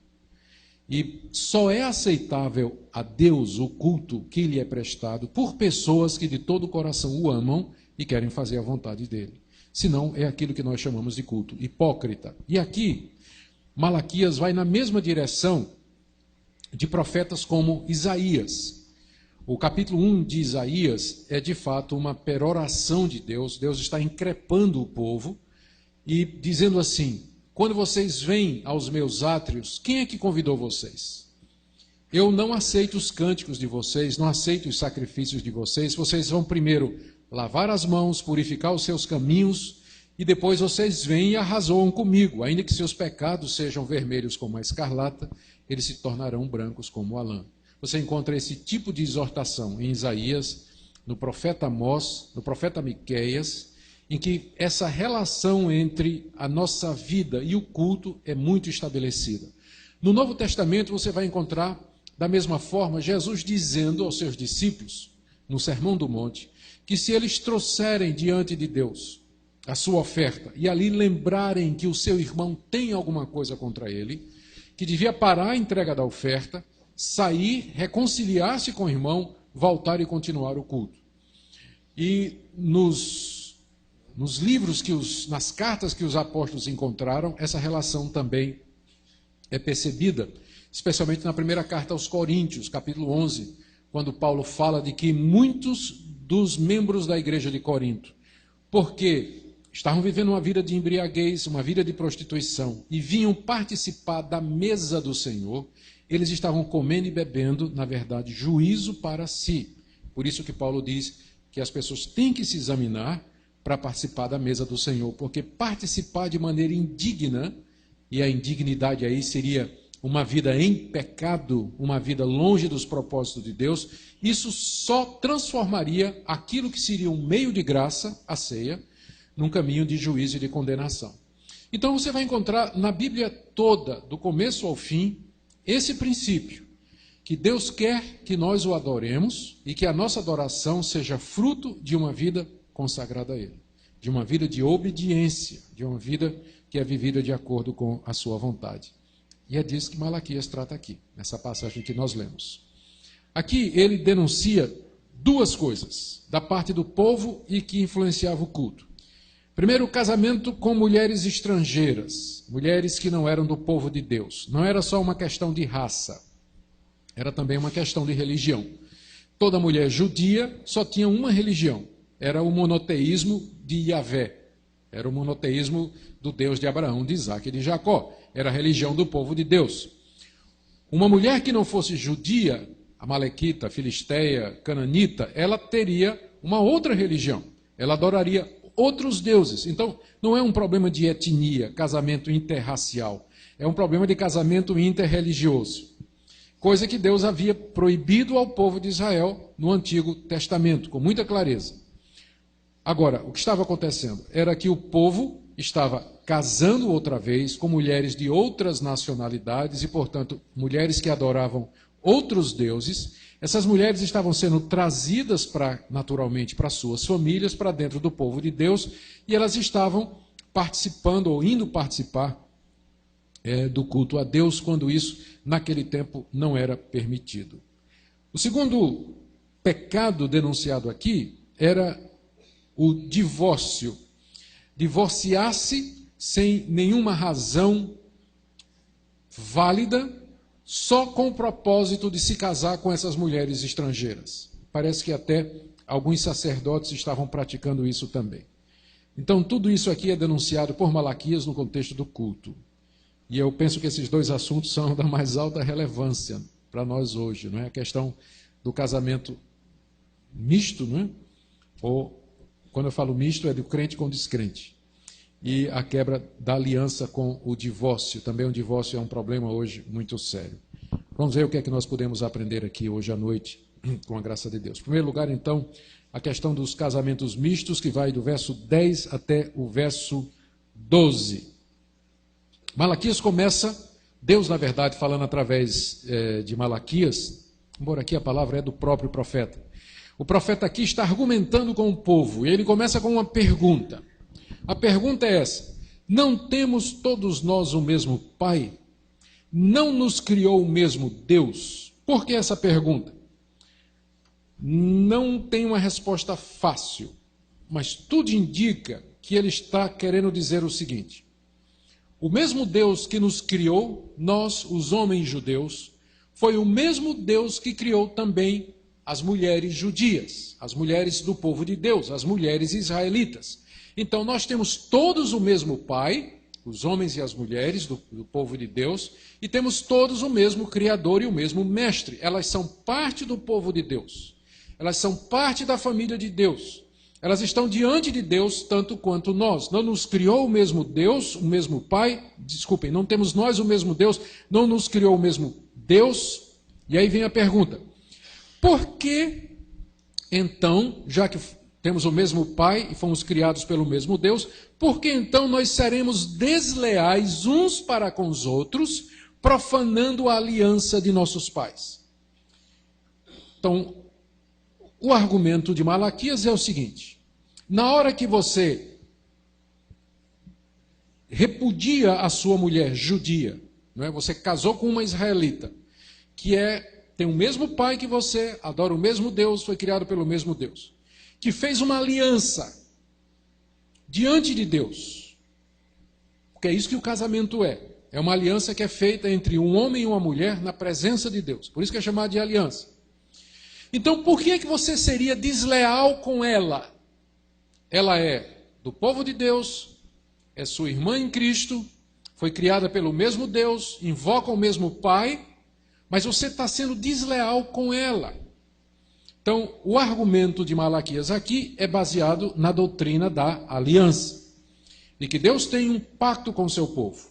Deus tem uma aliança conosco. No Novo Testamento, essa aliança foi ratificada pelo sangue de Cristo. A aliança permanece. Nós somos o povo da aliança. A igreja é o povo da aliança de Deus. E essa aliança é celebrada no batismo e é celebrada na ceia do Senhor. E é anunciada pela pregação da palavra e ela é publicamente expressa no culto que nós prestamos a Deus. Então, a aliança ela é a base da igreja. A igreja é o povo com quem Deus tem uma aliança. E nós somos, então, membros uns dos outros. Na hora que nós estamos quebrando a aliança que fizemos no casamento com esse Deus, repudiando a nossa mulher, para casar com outra que não é da aliança, nós estamos sendo desleais. É isso que ele está dizendo aqui no verso 10. Vou repetir a passagem. Não temos todos nós o mesmo Pai, está falando dos homens e das mulheres. Não nos criou o mesmo Deus. Por que seremos desleais uns para com os outros? Aqui, provavelmente, o contexto é o casamento. Por que seremos desleais para com o nosso cônjuge? Profanando a aliança de nossos pais. Ou seja, a aliança que Deus fez com os nossos pais e que nós ratificamos e celebramos também no casamento. Aí ele diz por que está fazendo essa pergunta no verso 11.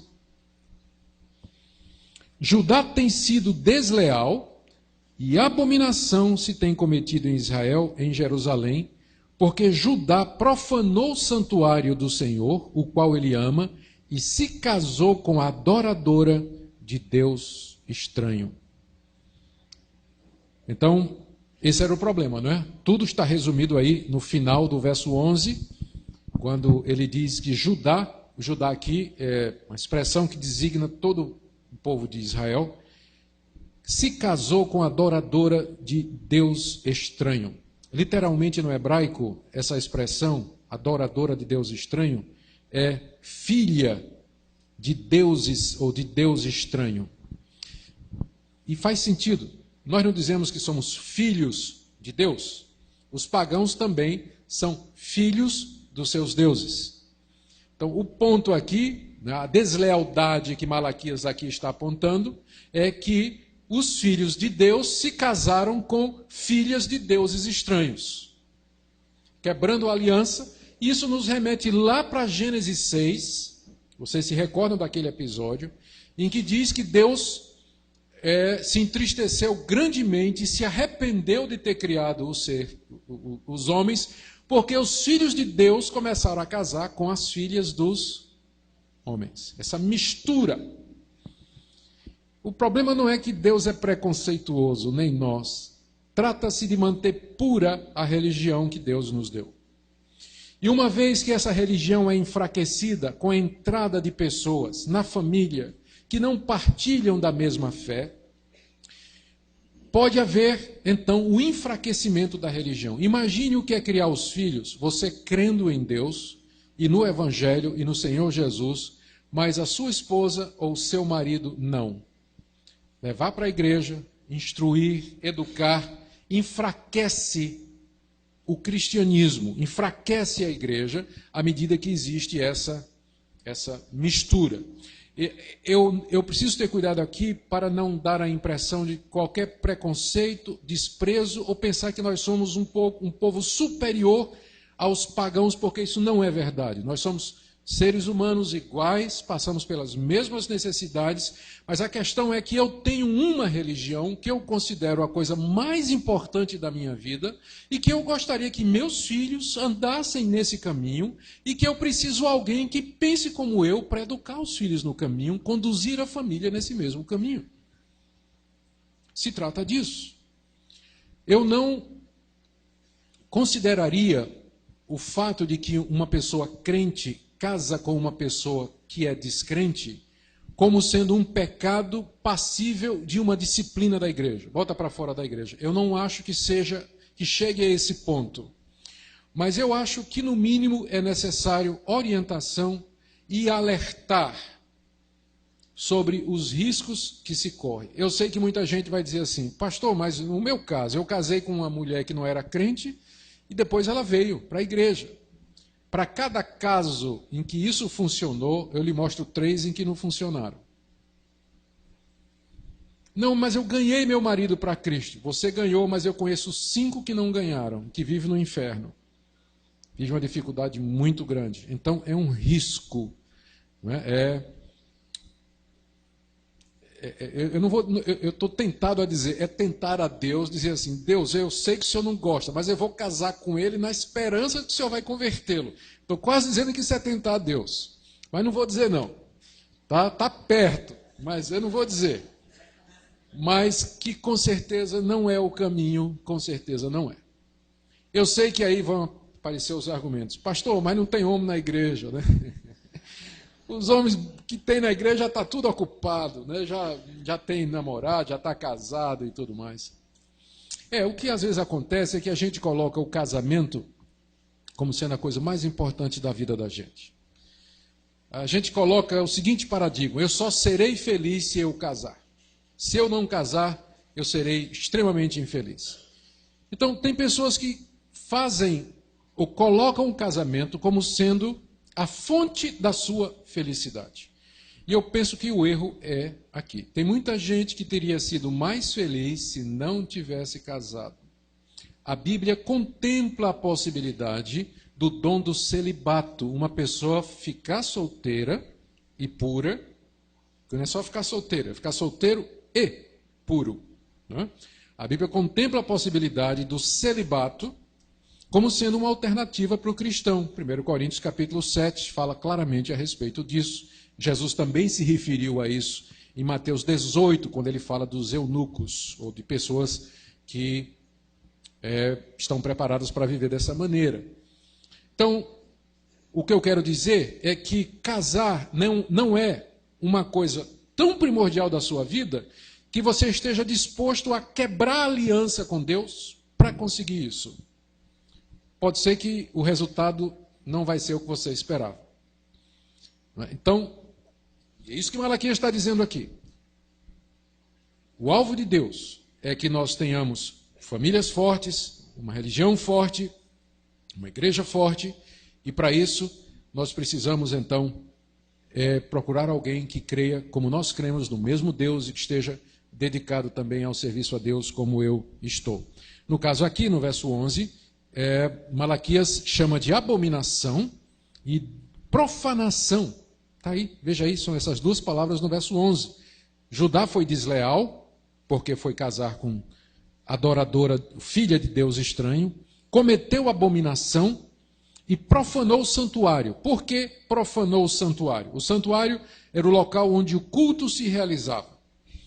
Então tinha uma lei que impedia que se trouxesse os gentios para dentro do santuário. Para resolver esse problema, um pouco depois do tempo de Malaquias, na época dos Macabeus, eles criaram o Templo dos Gentios, que era um espaço muito grande que ficava fora do santuário, onde quem não era judeu podia ir ficar. Ele não tinha o direito de entrar no santuário, que era o local onde se faziam os sacrifícios, onde estava a presença de Deus expressa na arca, e o ministério dos sacerdotes. Então, os gentios não podiam entrar no templo de Deus. Se não me engano, há uma informação arqueológica que diz que os judeus até mesmo botaram uma plaquinha na entrada do santuário, não é, avisando aos gentios que se eles passassem daquilo ali, eles seriam mortos. Então, tal era o zelo que eles tinham pelo santuário. Então, pelo que Malaquias está dizendo aqui, os sacerdotes ou o povo de Israel estava levando essas mulheres pagãs para dentro do santuário, o que seria então uma profanação do culto a Deus. Essa é uma das coisas que eu acho que não passou para os nossos dias. Eu não creio que você estará profanando, em primeiro lugar porque nós não temos mais santuário, não é?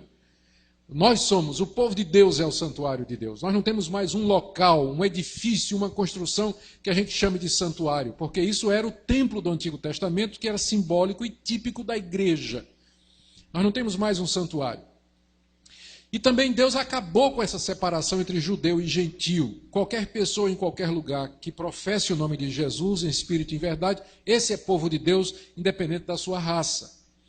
Então, eu não considero uma profanação do templo você trazer e convidar para o culto o seu cônjuge que não é crente. Não creio que isso se aplica para os nossos dias, porque muita coisa mudou aqui. Não temos mais santuário, não temos mais a distinção entre judeu e gentio, e assim por diante.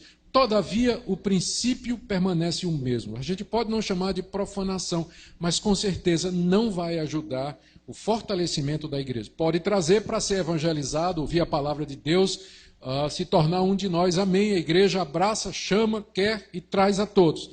Mas pode ter certeza de uma coisa, de que casamentos dessa natureza, eles acabam enfraquecendo a vida familiar, enfraquecendo a igreja de Deus e trazendo uma série de dificuldades. Eu quero dizer também que não é o pecado sem perdão. Tá? Eu não estou aqui para colocar culpa sobre você que casou com alguém que não é crente. Eu não vim aqui para lhe condenar. Eu posso até orar pela conversão do seu marido ou da sua esposa.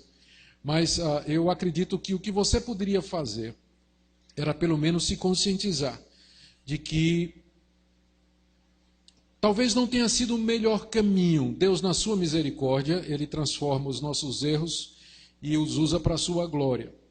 Mas é que, pelo menos aos seus filhos você ensine: olha, eu fiz isso e eu sofri muito, e eu não quero que você passe pela mesma coisa que eu passei. Pelo menos aos seus filhos você ensine o caminho do Senhor corretamente, para que eles não sigam o mesmo caminho, talvez, que você tenha seguido. Então isso enfraquece de fato o culto a Deus. E veja qual o impacto que isso tem no culto a Deus. No Velho Testamento, verso 12, isso era punido com um castigo muito sério. Verso 12: o Senhor eliminará das tendas de Jacó o homem que fizer tal, seja quem for, e o que apresenta ofertas ao Senhor dos Exércitos. Quem quer que fosse, até aquele que apresenta as ofertas. Quem é que apresentava as ofertas? O sacerdote. Então, nem os sacerdotes estavam isentos dessa responsabilidade, o que nos diz que talvez os próprios sacerdotes estavam se casando com mulheres pagãs, mulheres estrangeiras que adoravam outros deuses. Às vezes acontecia que a mulher convencia o israelita a adorar Baal. Era muito comum naquela época.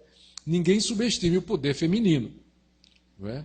Você, às vezes, já vi muito acontecer. A pessoa está firme na igreja, casou com uma moça descrente, o tempo vai passando, ele some da igreja. Tá certo? O poder feminino de persuasão é muito grande. E então ele parou de ir para a igreja, por conta da mulher, sem dúvida nenhuma. Também acontece o contrário, não é? A moça se casa com um rapaz que não é crente e ele começa a botar dificuldade, enfim, ela acaba desistindo e para de ir para a igreja também. Então, a preocupação de Deus para que isso não aconteça. O Senhor vai fazer isso. Bom, aí, próximo ponto aqui, começando do verso 13. A questão agora fica mais grave porque a gente está vendo que não era só gente solteira que estava casando com mulheres estrangeiras. Parece que os israelitas estavam se separando da sua mulher israelita para casar com mulheres estrangeiras. Verso 13. Os judeus vinham chorar no altar porque não estavam entendendo por que Deus não aceitava o culto. Ainda fazeis isso. Cobris o altar do Senhor de lágrimas, de choro e de gemidos, de sorte que ele já não olha para a oferta, nem aceita com prazer da vossa mão. Permitam aqui dar uma sugestão alternativa de tradução, que eu acho que fica mais fiel, e que já, inclusive, é adotada pela NVI. Se alguém tem a NVI, essa tradução, vai seguir aqui e vai ver que ela traduz diferente, para mim traduziu corretamente. Em vez de dizer, no verso 13, cobris o altar do Senhor de lágrimas, de choro e de gemidos, de sorte que ele já não olha para a oferta, a NVI traz porque ele já não olha para a oferta. Por que é que os israelitas estavam chorando, derramando lágrimas no altar? É porque Deus já não estava mais aceitando a oferta deles. E por que é que Deus não estava aceitando a oferta deles? Porque eles estavam casando com filha de Deus estranho. A relação entre a vida familiar e o culto. Havia um enfraquecimento da família, do povo de Deus e da verdadeira religião. Deus não estava aceitando o culto deles, porque há uma relação entre a minha vida familiar, as decisões que eu tomo para minha família e o culto que eu presto a Deus. Os israelitas estavam lá chorando, derramando lágrimas e lágrimas em cima do altar de Deus. Ah, Senhor, por que o Senhor não aceita, né, aquilo que eu estou oferecendo?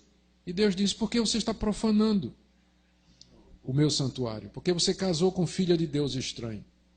Então, era essa a razão pela qual Deus não estava aceitando o culto deles. Deus já não olha para a oferta, nem aceita com prazer. E aí, verso 14. E perguntais, por quê? E aí vem aquela reação do povo de Israel que nós notamos desde o início do livro, que é de fazer pergunta capciosa quando eles já sabiam a resposta. Né? Deus dizendo, eu não estou aceitando o culto de vocês. Mas como não? Como assim, Deus? Não é aquela cara assim, né? Espanto, o Senhor não está aceitando o nosso culto? O que nós fizemos de errado? Como que vocês fizeram de errado? Vocês sabem o que vocês fizeram de errado. Vocês conhecem a lei de Deus. Vocês conhecem a minha vontade. E estão perguntando por que eu não estou respondendo as orações de vocês, por que eu não aceito o culto de vocês. É claro que vocês sabem. E mesmo assim Deus ainda dá uma resposta. Veja a resposta dele, continuando aqui no verso 14. A resposta é essa. Porque o Senhor foi testemunha da aliança entre ti e a mulher da tua mocidade, com a qual tu foste desleal, sendo ela a tua companheira e a mulher da tua aliança. A resposta de Deus é, eu não estou aceitando o culto de vocês, porque além de vocês terem casado com adoradora de deuses estranhos, vocês fizeram isso se separando da mulher de vocês, o que ele chama aqui, vocês foram desleais com a mulher da sua mocidade, a tua companheira e a mulher da tua aliança. Isso aqui é espantoso. Os judeus tinham se casado na mocidade com mulher israelita, da mesma religião, temente a Deus, mas agora atraídos pela beleza ou qualquer outra promessa feita por mulheres pagãs, eles estavam sendo desleais com a sua esposa para casar com essas mulheres. A coisa é mais grave ainda, não é? É mais grave ainda. Veja aqui primeiro o conceito de casamento. Eu sei que casamento hoje é um conceito que caiu em desfavor na opinião pública. Por vários motivos. A revolução sexual dos anos 60, o movimento feminista, que disse para as mulheres que casar, cuidar da família, ter filhos, ter um marido, isso é um sistema de escravidão dos homens, é assim que os homens escravizam as mulheres e que, na verdade, elas serão felizes se não se casarem, seguir uma carreira e se tiverem sexo apenas sem compromisso. Aliás, uma das estreias em São Paulo agora é de um filme chamado Sexo Sem Compromisso, que narra a história de uma mulher profissional, uma profissional, liberal profissional aí, que resolve não se apaixonar por ninguém e ver sexo somente como uma coisa ocasional. Ter sexo só para satisfazer a necessidade biológica, mas não quer compromisso com ninguém. E ela não consegue resistir ao que é óbvio, ela acaba se apaixonando. Né? Ela acaba gostando de alguém. Então, o filme, mesmo feito por uma produtora secularizada, retrata a realidade, que é o fato de que seres humanos não conseguem separar sexo da sua vida emocional, porque as duas coisas estão ligadas. O sexo foi criado para ser feito com quem amamos, no contexto do compromisso e da aliança. E todas as vezes que as pessoas querem sexo, mas não querem compromisso, então acaba acontecendo esse tipo de coisa. Mas o que está em voga hoje é ficar, é viver, juntar, ter vários companheiros e tudo mais, e isso acaba trazendo problemas. Nós já estamos vendo sinais disso, há grandes preocupações com isso, por exemplo, na Europa, onde isso é levado muito a sério. Se a Europa continuar no ritmo que está acontecendo, com um número menor de casamentos e de mulheres tendo filhos, vai acabar a Europa, porque o índice de natalidade é muito inferior ao índice de mortalidade. Quer dizer, está morrendo muito mais gente do que está nascendo na Europa. E no Brasil, a coisa já está no mesmo, já está diminuindo o número de filhos por família. As mulheres se casam menos, elas têm menos filhos. E daqui a pouco, né, o que é que vai ser da raça humana? O que causou tudo isso? O movimento feminista, o movimento homossexual, a revolução dos anos 60, sexual, e uma série de outras coisas que têm contribuído para que o casamento e a família sejam vistos como sendo coisa do passado, retrógrada, uma forma de escravidão. Não para nós. O povo de Deus, que ama Deus e recebe a sua palavra, sabe que a família é uma instituição da parte de Deus, que Ele fez para o bem da raça humana, para a sua preservação, para a felicidade do seu povo, para a preservação da sua igreja, e, portanto, ela tem que ser respeitada. O casamento foi feito para durar. O casamento foi feito para ser uma expressão da relação entre o amor de Deus e a sua igreja. É isso que Paulo faz quando se refere ao casamento como sendo um tipo da relação de Cristo e da igreja em Efésios capítulo 5. Então, o casamento é sério para nós, é muito sério. E nós precisamos, então, vê-lo dessa maneira. Estava lendo uma pesquisa recente, ela não é tão recente assim, foi feita há uns 6 anos passados. Eu acho que se fosse feita hoje seria muito pior. Que foi feita com jovens que foram criados na igreja. Não é jovens que vieram do mundo e se tornaram crentes enquanto jovens, mas jovens que foram criados na igreja. A pesquisa foi feita com igrejas de todas as linhas, pentecostais, neopentecostais, históricas, que inclui batistas, presbiterianos, luteranos, metodistas, enfim, tudo que se chama de evangelho. E a conclusão foi estarrecedora. Mais de 50% dos jovens, a pesquisa foi entre jovens de 12 a 18 anos, mais de 50% deles já tinham tido sexo antes do casamento. Desse número, 30% tinha um parceiro fixo. Outros tinham parceiros irregulares, assim. Quer dizer, tinham aqui ficar, né? Vários já tinham ido para motel direto. Então, os pastores, a gente pode às vezes querer fazer de conta que isso não está acontecendo na igreja da gente, mas acho que o pastor levaria um susto se ele começasse a perguntar para onde é que os jovens da igreja dele vão no sábado à noite. E o que é que eles entendem por namoro? Então a coisa é séria. Casamento é uma coisa séria. E nós precisamos ter cuidado com isso. Isso tudo acaba impactando também o culto a Deus. Essa deslealdade, e ele explica então essa deslealdade. Veja só o verso 15. Por que é que Deus é contra o divórcio? Deus é contra essa deslealdade, a fragmentação do casamento, o descaso para com o casamento. Esse verso 15 é provavelmente o versículo mais difícil de interpretar do livro de Malaquias. E eu vou dar uma das interpretações plausíveis, que eu acredito que é a menos problemática, tá certo? O verso 15 diz assim: não fez o Senhor um, mesmo que havendo nele um pouco de espírito? E por que somente um? Ele buscava a descendência que prometera. Portanto, cuidai de vós mesmos e ninguém seja infiel para com a mulher da sua mocidade. Essa parte final do versículo, portanto, cuidai de vós mesmos e ninguém seja infiel para com a mulher da sua mocidade, é fácil de compreender e é isso mesmo. O que você lê, o que você entende é o que você lê. É isso aqui. A dificuldade é a primeira parte. Eu creio que a primeira parte está dizendo o seguinte: que Deus tornou o homem e a mulher em uma só carne, conforme o livro de Gênesis nos diz, mesmo que sobrasse para ele o espírito para fazer tudo de novo, uma nova raça diferente, como ele poderia ter feito. Complicou, ficou pior, né? Deixa eu explicar, de outra maneira. Eu vou ler agora de outra maneira. Veja o texto comigo. Não fez o Senhor um, ele está se referindo à criação de Adão. E o um aqui é o ser humano, Adão, que inclui homem e mulher. Tá? Deus fez um. Qual é o contraste aqui? O contraste, por exemplo, pode ser com os anjos.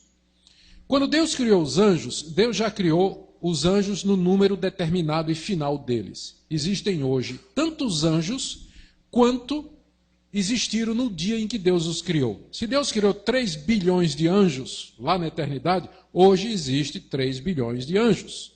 Anjos não se reproduzem, eles já foram criados no número fixo da raça deles. Mas Deus fez diferente com a raça humana. Ele criou um casal, ele criou o primeiro casal, o primeiro homem e a primeira mulher. Mesmo que, volte para o texto, havia nele um pouco de espírito sobrando. Você pode traduzir assim, mesmo que houvesse em Deus mais espírito sobrando. Ele não soprou, ele não fez o boneco e não soprou nele o espírito de vida. Sobrava espírito em Deus para que ele tivesse feito dezenas de bonecos e soprado. Mas ele não fez, ele fez um somente, ainda que tivesse espírito sobrando para ele ter soprado 1 bilhão de bonecos se ele quisesse. Desculpa a linguagem, mas né, é isso que o texto está querendo dizer aqui, entendo. Mas por que Deus fez isso? E a pergunta é, por que somente um? Por que ele não criou já a raça humana toda? A resposta, ele buscava a descendência que prometera.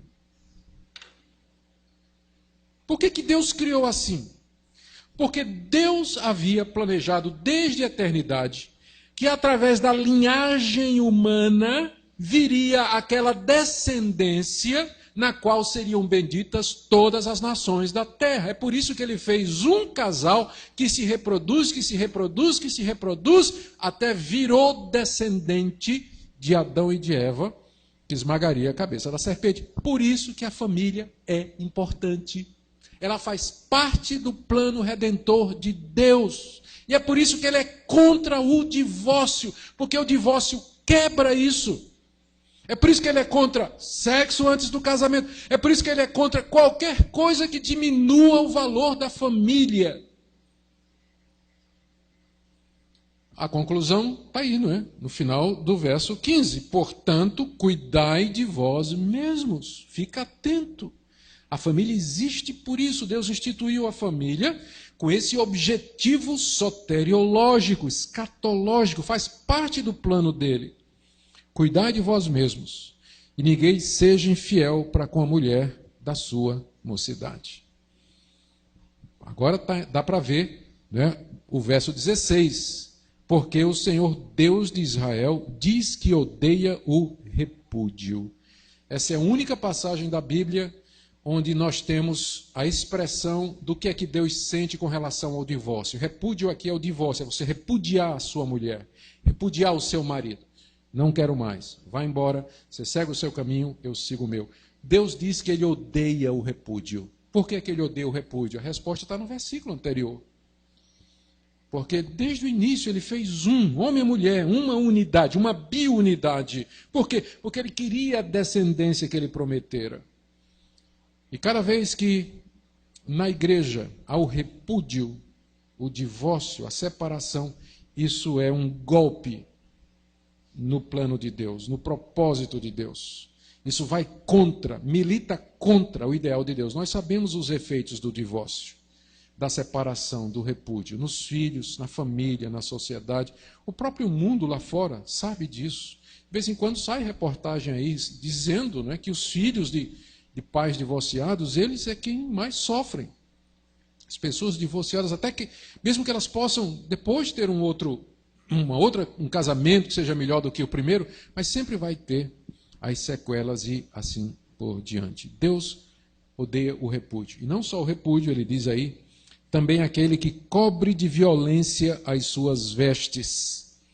É uma expressão difícil de entender, pode ser interpretada de várias maneiras. Se a gente for aplicar o contexto, talvez seja o que repudia a sua mulher e o faz violentamente. Podíamos incluir aqui a agressão física, o abuso físico e psicológico contra o cônjuge. Portanto, conclusão do verso 16, diz o Senhor dos Exércitos: cuidai de vós mesmos e não sejais infiéis. A fidelidade é o que Deus quer aqui. Quais são as lições que nós podemos tirar aqui para nós? Há várias delas. A primeira que eu queria trazer aqui é a preocupação de Deus com a identidade do seu povo, com a pureza do seu povo, a manutenção da verdadeira religião e a seriedade com que Deus olha a questão da família. Nós nunca podemos enfatizar isso demais. É sempre necessário voltarmos a esse ponto. A importância de todas estas coisas. Segunda coisa aqui, muito embora eu não vejo base bíblica para classificar o casamento misto como sendo um pecado mortal, todavia, casar-se com quem não compartilha a mesma fé em Jesus Cristo é, no mínimo, um atentado ao plano de Deus de ter um povo para si, uma família para si, que o adore em espírito e em verdade. Você está indo contra o propósito de Deus, pode saber disso. Eu sei que você está preocupado ou preocupada com a sua felicidade e você vê o casamento como sendo a porta para ser uma pessoa realizada e feliz. Eu queria que você pensasse nisso outra vez. Que nada nessa vida é tão sério e tão urgente que tenha que colocar você na contramão daquilo que Deus está fazendo, daquilo que Ele diz. A vontade de Deus, servir a Ele, é a coisa mais importante da sua vida. Uma palavra a quem está casado, com quem não é crente. Como eu disse, não é o fim do mundo, não é o pecado imperdoável. Muitas coisas podem ser feitas. Se o marido não quer largar, ou se a esposa consente em morar com você, não deixe. Não abandone seu cônjuge descrente por conta do Evangelho. Se ele consente em ficar, se quer ficar, não seja você que vai pedir a separação. Fique, seja uma bênção, ore por aquela pessoa. Deus promete ter misericórdia e compaixão daqueles que o temem. Não é um pecado final, terminal, sem perdão. O único pecado sem perdão na Bíblia é a blasfêmia contra o Espírito Santo. E não acho que casamento misto é isso. Outra coisa que nós aprendemos aqui é a questão do divórcio. O que é que Deus sente a respeito do divórcio? O divórcio é permitido na Bíblia? Sim. Nós não somos católicos. O catolicismo romano não aceita divórcio em hipótese nenhuma, porque vê o divórcio como sacramento, o que é um erro teológico muito grave. Nós também não vemos o divórcio como sendo a solução ideal. A Bíblia fala que o divórcio é permitido pela dureza de coração.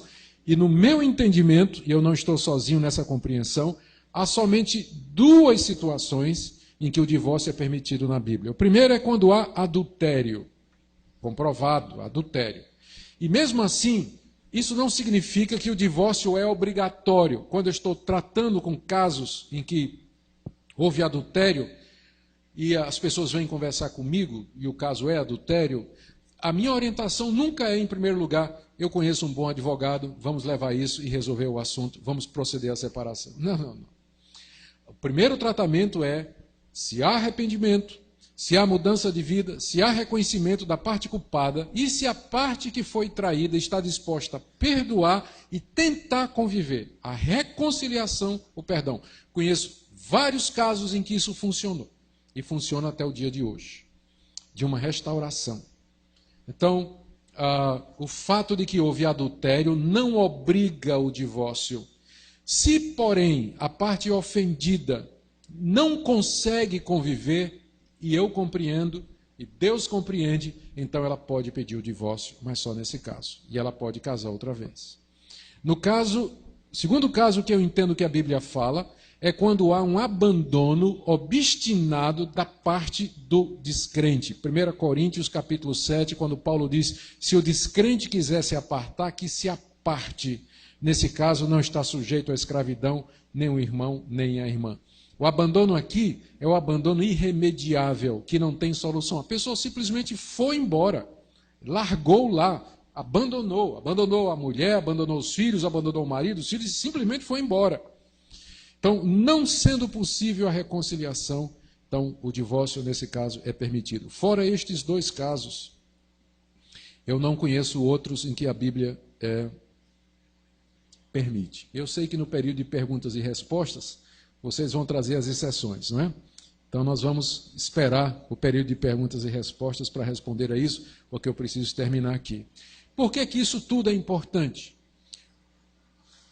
Porque estas coisas atingem diretamente o culto a Deus.